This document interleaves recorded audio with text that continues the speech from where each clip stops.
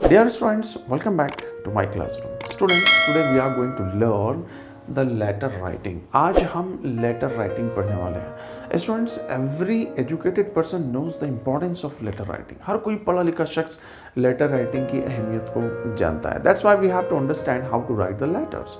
इसलिए भी हमें इस बात को जानना निहायत ज़रूरी है कि किस तरीके से लेटर्स लिखे जाते हैं. स्टूडेंट्स, इस बात का अंदाज़ा हम इस तरह से भी लगा सकते हैं कि हमारे बोर्ड के पेपर में, यानी इंग्लिश बोर्ड के पेपर में भी हमें लेटर्स लिखने के लिए आते हैं, जो कि नियर अबाउट 5 मार्क का क्वेश्चन होता है. स्टूडेंट्स, तो चलते हैं लेटर राइटिंग की तरफ. तो आइए देखते हैं टाइप्स ऑफ लेटर्स. लेटर्स के टाइप्स कितने होते हैं, सबसे पहले हमें ये जानना ज़रूरी है. ठीक है, तो हम यहाँ पर देखते हैं कि इसको हमने ट्री डायग्राम के थ्रू जो है यहाँ पे डिफाइन किया है कि types of letters, there are 2 types of letter mainly, formal letters and informal letters. ठीक है, अब हम देखेंगे कि ये फॉर्मल लेटर्स क्या हैं, इनफॉर्मल लेटर्स क्या हैं. जैसा कि हम यहाँ पर उसकी डेफिनेशन देख सकते हैं कि a letter which is written in a formal language and in a decided format for any official purpose. Students, formal letters जो होते हैं वो ऑफिशियल पर्पस के लिए लिखे जाने वाले लेटर्स होते हैं, जिसमें लैंग्वेज भी हम बड़ी फॉर्मल यूज करते हैं और उसके साथ साथ एक डिसाइडेड राइटिंग फॉर्मेट होता है जिसके अंदर में हमें फॉर्मल लेटर्स लिखने होते हैं. ठीक है, अब यहाँ पर हम देखते हैं कि कौन कौन से टाइप्स के जो है वो फॉर्मल लेटर्स होते हैं. जैसे कि लेटर ऑफ एप्लीकेशन, आप जो है वो किसी पोस्ट के लिए अप्लाई करना चाहते हैं या फिर जो है आप लीव की एप्लीकेशन दे रहे हैं, यानी छुट्टी वगैरह की दरख्वास्त जो है आप डालना चाहते हैं, तो उसके लिए आप जो है वो एप्लीकेशन लेटर्स लिखते हैं. लेटर ऑफ इंक्वायरी, कभी आप जो है किसी डिपार्टमेंट के अंदर में किसी किस्म में कोई इंक्वायरी चाहते हैं तो आप उसके लिए इंक्वायरी लेटर लिखते हैं. उस तरीके से ऑर्डर लेटर, यानी आप किसी प्रोडक्ट को मंगाना चाहते हैं, देखिए this is one of the business type of letter. तो जैसे कि आप कोई ऑर्डर प्लेस वगैरह करना चाहते हैं तो आप जो है वो ऑर्डर लेटर लिखते हैं. लेटर ऑफ कंप्लेंट, अगर आप जो है वो किसी किस्म की कोई कंप्लेंट किसी डिपार्टमेंट में डालना चाहते हैं तो आप उस वक्त कंप्लेंट लेटर लिखते हैं. उस तरीके से recovery letter, promotion letter and many more, और भी बहुत सारे लेटर्स हैं जो फॉर्मल लेटर्स के अंडर में आते हैं. ठीक है, उसके बाद देखते हैं इनफॉर्मल लेटर्स. जैसे कि नाम से ही हम जान रहे हैं कि इनफॉर्मल है, यानी फॉर्मल नहीं है. A letter which is written in a friendly way to someone you are friendly with. यानी लेटर किसको लिख रहे हैं, इस बात का ध्यान रखते हुए कि भाई जब हम कोई लेटर लिखते हैं और वो एकदम फ्रेंडली वे में लिखते हैं, there is no formal way, formally नहीं लिख रहे हैं, और ऐसे शख्स को लिख रहे हैं, ऐसे पर्सन को लिख रहे हैं to someone you are friendly with, जिसके साथ आपके दोस्ताना ताल्लुकात हैं, आपके अच्छे रिलेशंस हैं, तो आप जो है उस वक्त ऐसे लोगों को इनफॉर्मल लेटर्स लिखते हैं. जैसे कि इसकी टाइप्स में हम देख सकते हैं कि लेटर टू फैमिली मेम्बर्स और फ्रेंड्स, आप जो है अपने फैमिली मेम्बर्स को या फिर फ्रेंड्स वगैरह को जो लेटर लिखते हैं तो वो इनफॉर्मल लेटर्स होते हैं. उस तरीके से थैंक यू लेटर है, लेटर ऑफ इनविटेशन है, आप किसी को इनवाइट करते हैं किसी प्रोग्राम वगैरह में, या फिर जो है लेटर ऑफ रिग्रेट है, आप जो है किसी चीज़ का पछतावा, आपको जो अफसोस है वो जाहिर करने के लिए आप रिग्रेट लेटर लिखते हैं. उस तरीके से लेटर ऑफ एक्सेप्टेंस, आप जो है वो किसी बात पर राज़ी हो जाते हैं तो आप जो है अपनी हामी के लिए, अपनी हाँ के लिए लेटर लिखते हैं कि हाँ भी मैं उस कंडीशन को एक्सेप्ट करता हूँ, वगैरह टाइप के लेटर्स. उसी तरीके से कॉन्ग्रेचुलेशन लेटर्स हैं, मुबारकबादी के लेटर वगैरह हैं, एंड मेनी मोर, और भी कई सारे टाइप्स के जो हैं इसमें लेटर आते हैं. स्टूडेंट्स, अभी हमने जाना कि there are 2 types of letter writing. 2 तरह से लेटर राइटिंग की जाती है. एक होते हैं फॉर्मल लेटर्स और दूसरे होते हैं इनफॉर्मल लेटर्स. तो फॉर्मल लेटर्स वो लेटर्स होते हैं जिन्हें हम ऑफिशियल पर्पस के लिए लिखते हैं, और इनफॉर्मल लेटर्स चूँकि फ्रेंडली लेटर्स होते हैं तो वो हमारे पर्सनल पर्पस के लिए लिखे जाते हैं. तो स्टूडेंट्स, आइए देखते हैं इनके जनरल फॉर्मेट और इनकी मार्किंग स्कीम की किस तरीके से जो है पेपर में अगर आपको जो है लेटर लिखने के लिए आते हैं तो मार्क्स जो है वो लेटर के किन किन हिस्सों पर कितने कितने मार्क्स डिवाइड किए हुए हैं. ठीक है, तो हम पहले देखने वाले हैं general format of formal letter.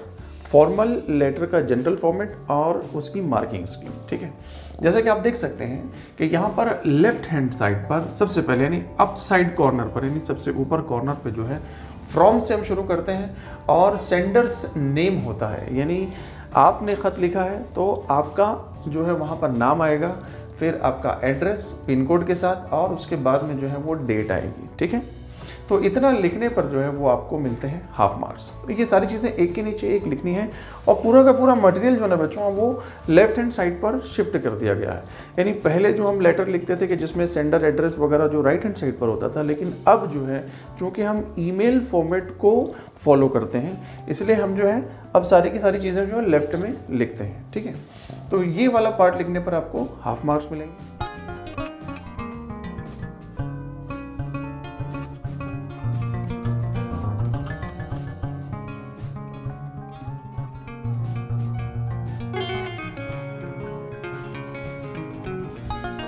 उसके बाद आते हैं टू वाला पार्ट।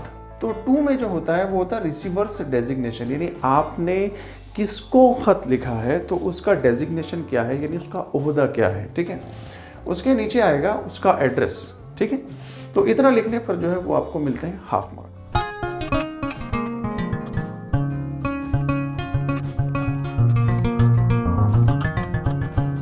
उसके बाद उसके नीचे वाले पार्ट में आते हैं जिसमें होता है सब्जेक्ट। सब्जेक्ट जो होता है ये बहुत ही छोटा हिस्सा हमको लिखना होता है, मतलब एक फ्रेज़ के अंदर में या एक दो फ्रेज़ के अंदर में हमें अपनी बात कहनी होती है कि हमने लेटर क्यों लिखा है, यानी उसके लिखने का मकसद क्या है, क्या वजह है कि आप लेटर लिख रहे हैं। ठीक है, उसके बाद में आता है रेफरेंस। हाँ, अब रेफरेंस की बात इस तरीके से हम समझ सकते हैं कि अगर आप जो है वो किसी पोस्ट के लिए अप्लाई करना चाहते हैं, सर्विस वगैरह के लिए अप्लाई करना चाहते हैं और आपने जो है उसकी एडवर्टीजमेंट किसी पेपर में देखी है, किसी न्यूज़पेपर में देखी है, तो आप उसका वहाँ पर रेफरेंस देंगे कि कौन से पेपर में देखी है, कौन से तारीख का जो वो पेपर था, न्यूज़पेपर था वगैरह। ठीक है, उसके बाद में आता है सैल्यूटेशन। सैल्यूटेशन जो होता है तो सैल्यूटेशन हम इस तरीके से लिखते हैं कि देखते हैं कि फिर रिसीवर्स डेजिग्नेशन क्या है, जितना बड़ा उसका ओहदा होगा उस हिसाब से जो है हम यहाँ पर सैल्यूटेशंस लिखेंगे।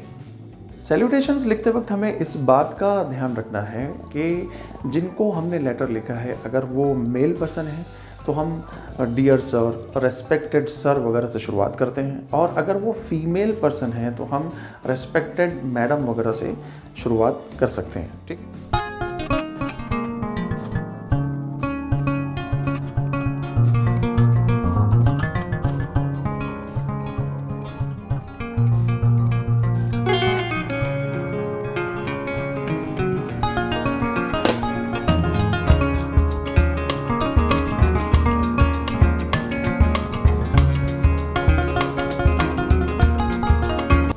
बाद का जो पार्ट है वो है बॉडी ऑफ द लेटर। ये सबसे main important part of the letter है।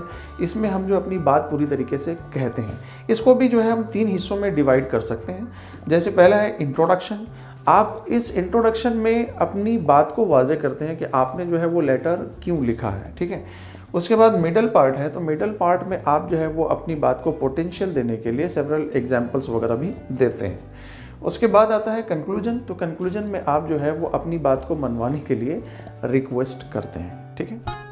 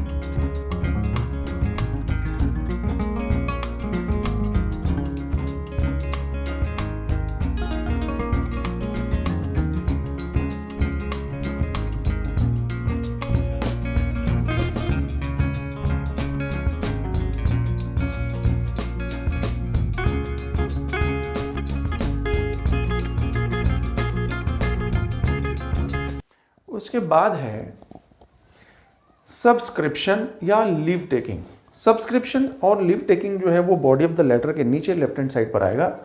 इसके अंदर में हम जो है जैसा कि हमने ऊपर मैंने आपको बताया कि हम ये देखते हैं कि डेजिग्नेशन क्या है, यानी किसको हमने लेटर लिखा है, तो उसके अकॉर्डिंग हम जो है वो सब्सक्रिप्शन या फिर लीव टेकिंग लेते हैं। जैसे yours sincerely, yours faithfully, yours obediently वगैरह लिखकर जो है हम अपने लेटर को ख़त्म करते हैं। अब उसमें भी जो है वहाँ पर नीचे उसके बाद सब्सक्रिप्शन लेने के बाद जो है हम वहाँ पे नेम ऑफ द सेंडर यानी अपना नाम लिखते हैं। चूँकि हमने लेटर लिखा है तो हम जो है उसके नीचे अपना नाम लिखते हैं और अपनी साइन करते हैं या सिग्नेचर बोल सकते हैं। और लास्टली जो है हमें अपना ईमेल एड्रेस भी लिख देना चाहिए।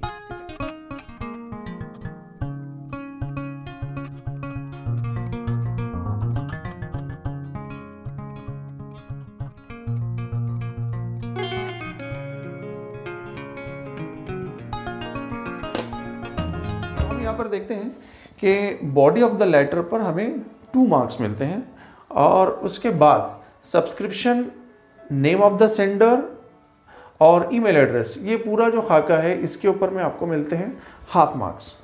और सबसे अहम बात है कि करेक्ट यूज ऑफ ग्रामर, उस पर मिलते हैं आपको 1 मार्क। तो आप देख सकते हैं कि ये सारे जो half marks, 2 marks, half marks, इस तरीके से इसका अगर हम इसको ऐड करते हैं तो ये 4 मार्क्स ही होते हैं, ठीक है। और लास्टली जो है हमें इस बात पर ध्यान रखना है कि हमने जो लेटर लिखा उसमें कोई ग्रामेटिकल मिस्टेक्स ना हो, और अगर ग्रामेटिकल मिस्टेक कर जाते हैं तो 1 मार्क लूज हो जाता है। स्टूडेंट्स, आइए देखते हैं एक एग्जाम्पल फॉर्मल लेटर राइटिंग की, जिसमें आप देख सकते हैं कि एक क्वेश्चन है जो कि मार्च 2020 में पूछा गया है, ठीक है। क्वेश्चन है कि imagine that you are Rohan Reema residing at 225 Veer Chakra colony Kolhapur. आपको ये इमेजिन करना है कि आप रोहन है या फिर रीमा है, ठीक है। तो आप जो है वो कहाँ रहते हैं, 225 वीर चक्र कॉलोनी कोल्हापुर। आप कोल्हापुर में इस पते पर रहते हैं, उसका पिन कोड है 416002, ठीक है। उसके बाद जो है आपको इस लाइन का जिक्र जो है वो अपने लेटर में करना है। वो क्या है, Hima Das the Indian sprinter won 5 golds in 1 month. Hima Das ने इंडिया के लिए 1 महीने में 5 गोल्ड मेडल्स जो है वो हासिल किए थे। ये आपको पता है कि हिमा दास जो है वो हमारे इंडिया की स्प्रिंटर है, ठीक है। तो इनका जिक्र जो अपने लेटर में आपको करना है। अब फॉर्मल लेटर आपको लिखना है कि write a letter to the education officer Kolhapur. आपको कोल्हापुर के एजुकेशन ऑफिसर साहब को जो है ये लेटर लिखना है, appealing him to inculcate the importance of sports. और उनको जो है अपने लेटर में अपील करना है और इनकलकेट करना है, यानी उन्हें ज़हन नशीन कराना है किस बारे में, इम्पोर्टेंस ऑफ स्पोर्ट्स, यानी स्पोर्ट्स की अहमियत के बारे में।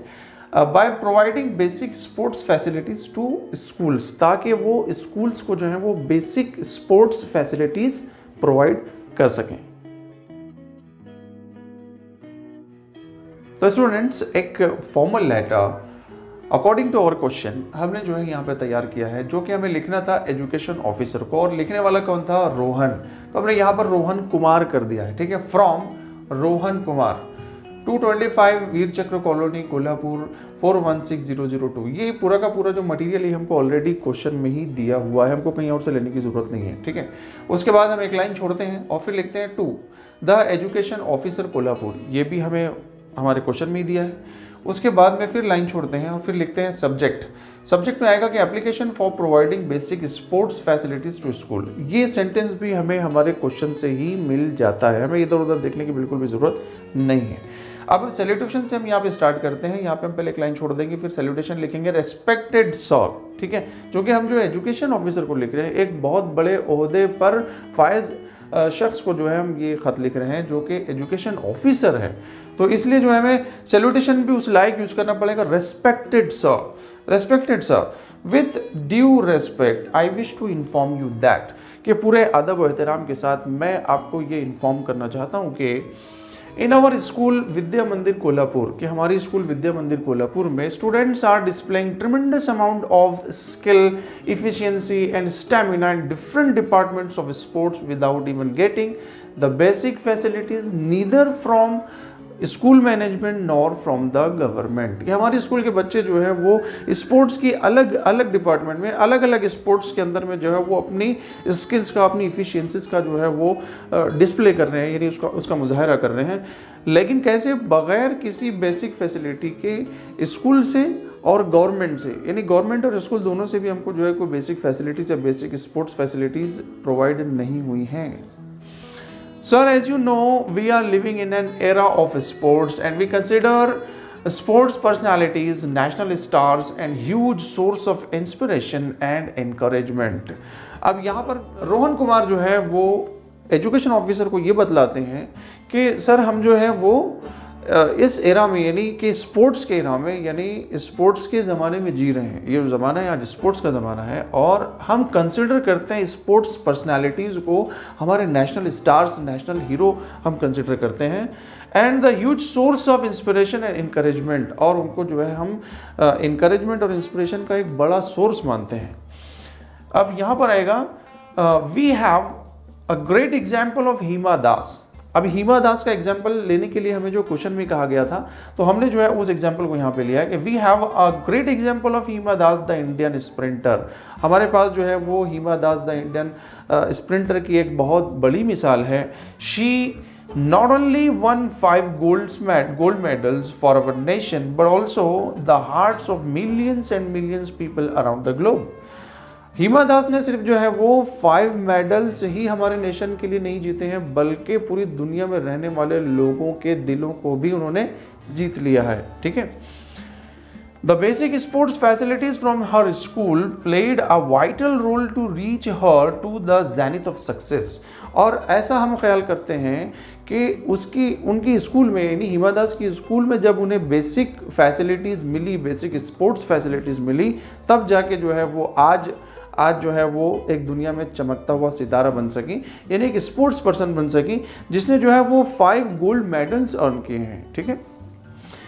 On behalf of the students of my school and such other schools away from these kinds of facilities, I request you to kindly provide the basic sports facilities too.